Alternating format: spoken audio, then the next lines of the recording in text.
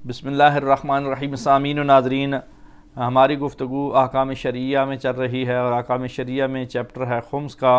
خمس میں مسئلہ نمبر 1731 کو پیش ہم کر چکے اور آج جو ہے وہ 1732 کو بیان کریں گے.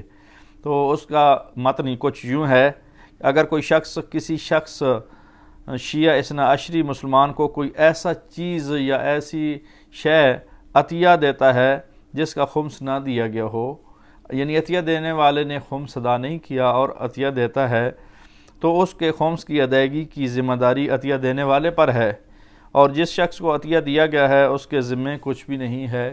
ہمارے ہاں بہت زیادہ گفٹ پیش کیے جاتے ہیں، دوسروں کو دیے جاتے ہیں، دوسروں کو عطیہ کی جاتی ہیں چیزیں، تو ہمیں چاہیے کہ سب سے پہلے ان چیزوں میں واجب ادا کر لیں.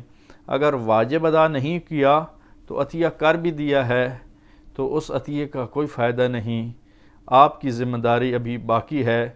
مثال کے طور پر کسی نے 5 مرلے زمین اپنی بیٹی کو گفٹ کی ہے، عطیہ کیا ہے، تو یہ عطیہ جب اس کا خمس ادا نہیں ہوا تو سمجھ لیں یہ آپ کے ذمے ہے.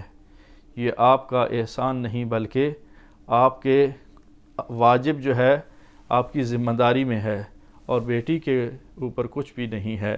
لہٰذا عطیہ دینے والے کو چاہیے کہ سب سے پہلے واجبات ادا کرے، پھر مستحب یہ گفٹ اور عطیہ ادا کرے.